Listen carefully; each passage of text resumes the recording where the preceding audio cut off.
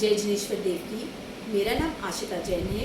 आइए मैं आपको गुरु आत्माराम महाराज जी के जीवन काल के कुछ अविस्मरणीय कार्यों, गुणों और कुछ अनोखी घटनाओं से अनावृत कराती हूँ। गुरु आत्माराम जी का जन्म लहरा गांव में पिता श्री गणेश चंद्र और माता श्रीमती रूपा देवी के घर हुआ।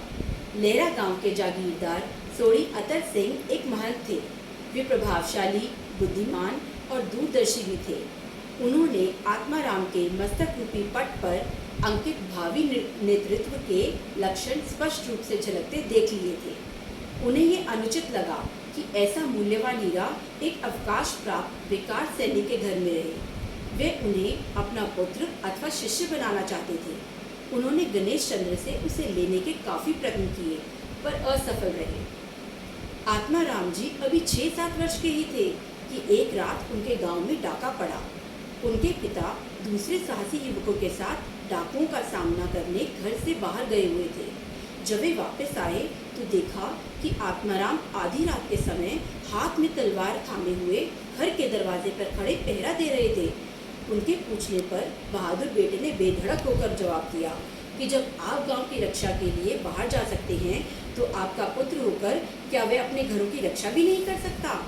यह सुनकर पिता का हृदय खुशी से नाच उठा और उन्होंने पुत्र को गले से लगा लिया। एक दिन आत्माराम जी जीरे के बाहर अपने मित्रों के साथ सैर करने गए हुए थे।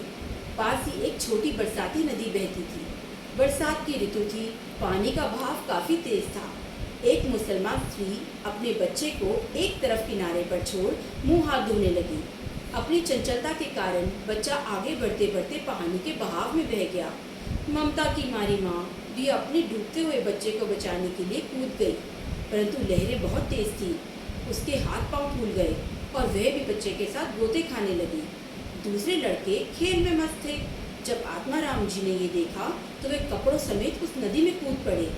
बड़ी बड़ी लहरों के थपेड़ों से युद्ध करते, अपने प्राणों की रत्ती भर परवाह न करते हुए एक भुजा से माँ और बच्चे को अच्छी तरह थामकर और दूसरी भुजा के बल से बहाव की उल्टी दिशा में तैरते हुए वे किनारे पर पहुंच गए और उन दोनों की जान बचा ली।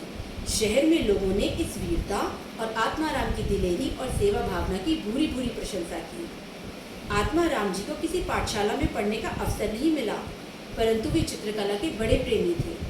सुंदर चित्रकारी करना उन्हें बहुत छोटी उम्र से ही आता था।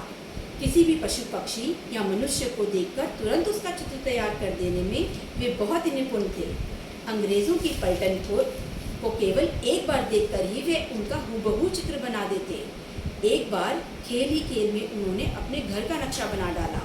कमरों में उन्होंने अपने धर्मपिता लाला जोधे शाह के परिवार के आदमियों के चित्र भी बना डाले। लाला जी अपने कमरे में अपने आप को खड़ा देखकर गदगद हो गए और उनकी अद्भुत चित्रकला की खूब सराहना की। हमारा दुर्भाग्य कि उन चित्रों को किसी ने संभाल कर नहीं रखा, वरना आज वे किसी भी कला भवन या अजायब घर की शोभा बनते। देश विदेश में होने वाली प्रदर्शनियों में उन्हें दिखाया जाता। ऐसे ही उन्होंने ताश को देखकर हूबहू वैसा ही एक ताश खुद बना डाला।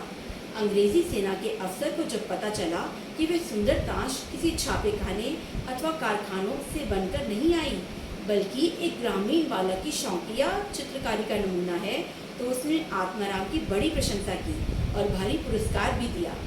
आत्माराम जी भगवान महावीर के इस कथन पर पूरा विश्वास रखते थे कि क्रोध को शांत करने का एकमात्र उपाय उपशम अथवा शांति और क्षमा भाव है। आगे जाकर आत्मा जी की ख्याति पूरे गुजरात में फैल गई। उनका आचार व व्यवहार दूसरों के लिए एक आदर्श बन गया। शास्त्रीय ज्ञान में उनका मुकाबला करने वाला कोई न था। उन्होंने अपने सहयोगियों सहित श्री बुद्धि विजय जी से संवेगी दीक्षा का वास्तक्षेप लिया। तो ये था गुरुवर के कुछ गुणों का वर्णन। सुनते हैं आत्माराम की लाखों अमर कहानियाँ, सुनते हैं आत्माराम की लाखों अमर कहानियाँ, भूल नहीं सकते कभी गुरुवर की मेहरबानियाँ,